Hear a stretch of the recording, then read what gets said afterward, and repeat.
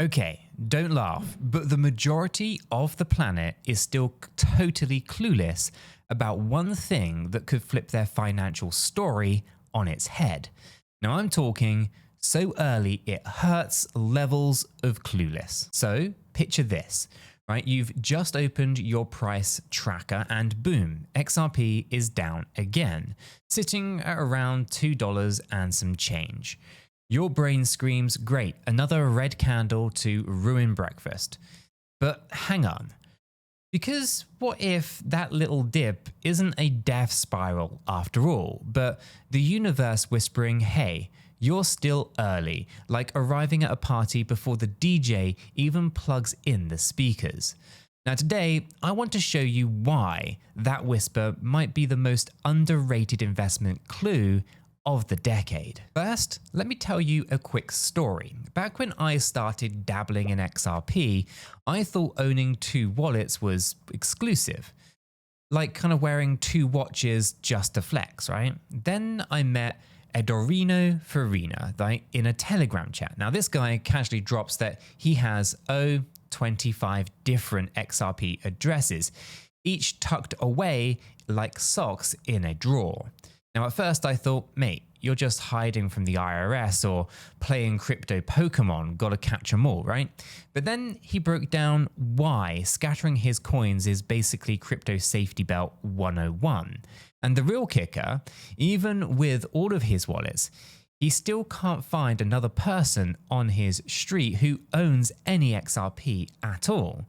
That's how early we are. Okay, so let's do a little math, and I promise it won't sting. Globally, we've got just north of 8 billion human beings. Now, Farina's AI-assisted kind of slothing counts, maybe 1 or 2 million everyday people who actually hold XRP. That's active holders, not dusty exchange accounts that haven't been touched since the pandemic sourdough craze. Now, if we kind of take the lower end, say 1 million, that's roughly 1 person in every 8,000. Now, even if we bump it up to 2 million, right, we're talking that that's 1 in every 4,000. Now, I tried to visualize that and realized it's like being the single XRP holder in a sold out NBA arena. Everyone else is munching on popcorn, and you're the only nerd clutching your Ledger hardware wallet. Now calculating kind of future gains in your head. Now let's address the elephant tap dancing on the chart, price pain. XRP, it hit a high of $3.30 in January. You remember that sugar rush? Well, since then, we've kind of watched it a kind of 33% slide to around $2.20. Right? And your cousins at Thanksgiving are already texting you, right?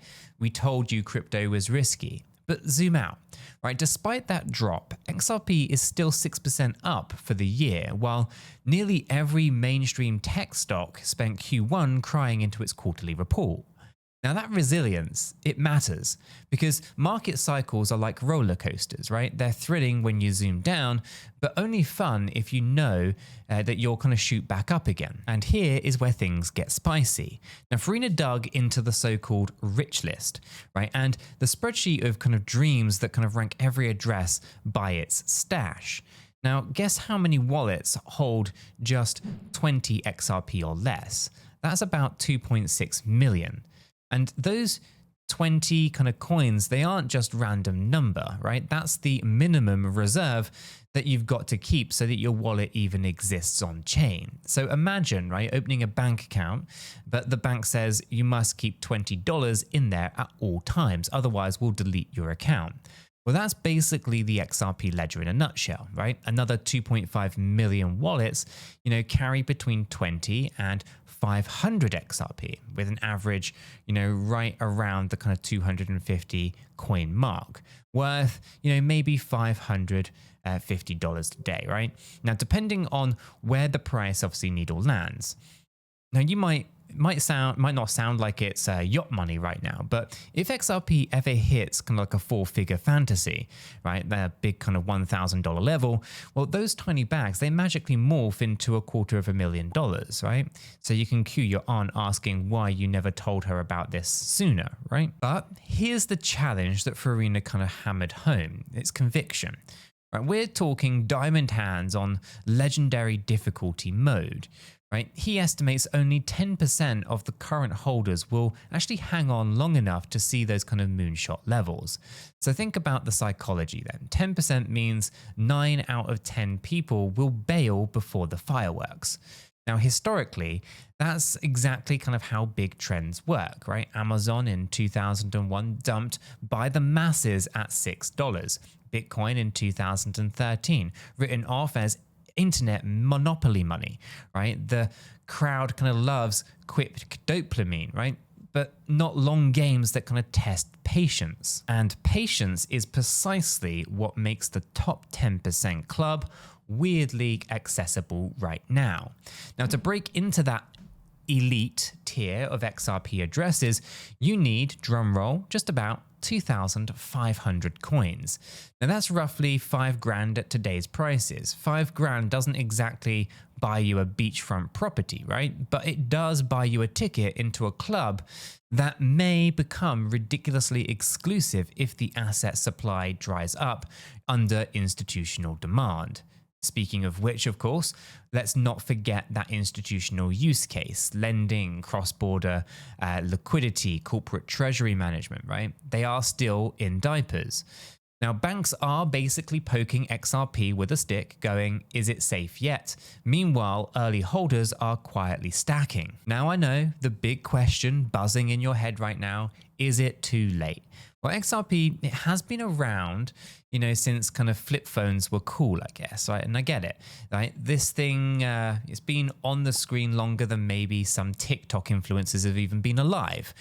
But age in crypto doesn't equal, saturation. Like, take a look at email, right? It existed for 20 years before your grandma started forwarding chain letters, right? Crypto adoption moves on similar curves. It's slow, then sudden.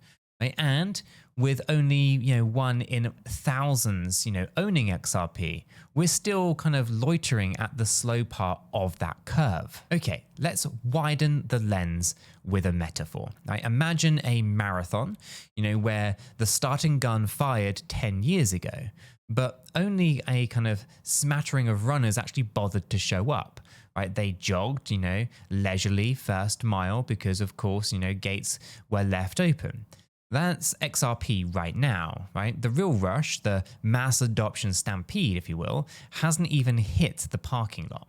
Now, when regular kind of folks actually finally realize that they can zip value across borders faster than sending a selfie, well, the track's going to get crowded pretty fast. Still, there's a problem that keeps people on the sidelines. That's wallet intimidation, right? Managing private keys feels like juggling, flaming swords if you're new. Farina handles that anxiety by splitting his stash across 20 plus addresses. It's diversification and peace of mind rolled into one. Now, I followed his lead and created a handful myself. Admittedly, the first time I saw the phrase memo tag optional on an exchange withdrawal screen, I kind of stared harder than a tourist at the 𝗕𝗘𝗪𝗔𝗥𝗘 fountain show. But once you do it twice, it's kind of like riding a bike, minus the scraped knees initially. Okay, so let's sprinkle some hard numbers, that you can actually brag at dinner then. So XRP's current circulating supply is roughly 54 billion tokens. Now, but not all of that is sloshing around on exchanges, right? Ripple still escrows a big chunk monthly, releasing it in kind of wave by wave, sort of like rational kind of cookies, I guess, so that, the snack table doesn't empty too fast, right? Now, managed drip kind of reduces sell pressure, shock, and buys time for new demand to kind of soak up supply. And for the most part, 80% of what is released from escrow actually ends up back in the escrow. It gets kind of put back in and just cycles through. They really utilize only about 20% on average. right? So the demand sources, they are actually multiplying as well, right? And so fintech startups, they're leveraging liquidity hubs. You've got banks piloting cross-border corridor tests and institutional desks eyeing for tokenization strategies. So if even a sliver of that pipeline goes full throttle, well, today's top 10% kind of threshold could actually skyrocket. Okay, so let's ramp up to the good part, right? The moment that, everything kind of clicks. A few weeks ago, I was kind of doom scrolling, debating whether to kind of top up my bag when a friend in our free crypto Discord, yep, there's a link for that in the description down below, come and hang out with us, shared 𝗕𝗏na's breakdown, right? He circled the 250 XRP figure and wrote, cost of a used Honda Civic equals entry into the top 10%. Now that analogy kind of slapped me awake a little bit. Cars depreciate, right? Scarcity assets appreciate. So at least kind of historically, once adoption kicks into a kind of higher gear. So I sold some dusty electronics in my closet, honestly. When was I ever going to use that VR headset again anyway? And bumped my holdings just above 2,500. Now, instantly, I felt like I'd unlocked a cheat code. But numbers are only half the story. Mindset is the other, right? 𝗕𝗏na kind of hammering the phrase accumulation culture. It kind of sounds, culty until you realize it's basically just forced discipline, right? We live in an era of 5-second attention spans and same-day shipping, right? Accumulation culture says slow and smooth. Smooth is fast, right? Stack consistently. Don't get cute trying to time tops and time bottoms, right? If that approach is good enough for whales who kind of regularly, at least routinely kind of park 7 figures, it's good enough for the rest of us, right? Counting quarters between our couch cushions. Of course, right? No fairy tale is going to be complete without a villain. Now, in this saga, the villain is doubt, right? Usually wearing the disguise of short-term price drops. Now, crypto Twitter, they love to amplify that villain's voice, right? One bad week and timelines fill with XRP is dead memes. But every long-term kind of chart, it tells the same bedtime story. Adoption beats volatility over time, right? Ask anyone who held Bitcoin through Mt. Gox or Ethereum through the DAO hack. Anyone remember that? You can let me know in the comments, right? Pain is temporary. Adoption was permanent. So let's pivot to that wild what if scenario. Suppose XRP does climb to $1,000, a price target that some analysts tuck in the 2030 spreadsheets for fun, right? A holder who scraped together 10,000 coins, a number 𝗕𝗏na practically kind of tattooed on his forehead, would be staring at $10 million. Life-changing cash. Now, will that happen? Nobody owns a crystal ball, but here's the twist. It doesn't even need to. Right? Even a tenth of that dream value would flip the script for countless early adopters. The point is that the downside is a couple of grand. The upside could rewrite your mortgage, your tuition bills, maybe even your family tree. You might wonder, why is everyone already piling into the math that looks like this lopsided kind of scenario? Well, it's because humans kind of overweight recent pain and underrate future gain, right? Regency's kind of bias here as well is the kind of same brain glitch, I guess, that convinces you it's always rush hour, the kind of one day that you leave late for work, right? In markets, that bias keeps people paralyzed during the dips and euphoric at the tops, right? Accumulation culture is essentially a way to hack that bias, right? Buy when the mood is gloomy, hold when the sun's out. Repeat. And here's one more nugget. Institutional adoption isn't just theoretical. Ripple's pilot programs with central banks, the whole narrative around real-time settlements and remittances, those aren't marketing fluffs, right? They're actually engineering spirits moving value faster than Swift ever could. So think of Swift like a fax machine, right? Revolutionary once, but snail-paced now that we've kind of tested 5G. Institutions, they move at glacier slow speeds until something becomes 10 times better. Then they pivot seamlessly overnight.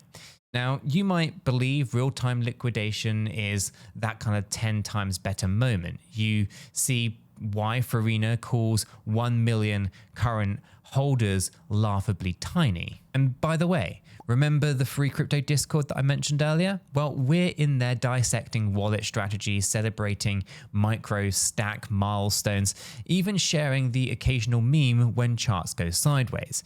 If you need accountability partners, the link's just chilling in the description. Why don't you pull up a chair? All right. So let's bring this aeroplane in for landing then, right? We've covered why a 33% price slide doesn't erase a 6% yearly gain, how only 1 in several thousand humans actually own XRP, and how slipping into the top 10% of wallets costs less than a cheap used car.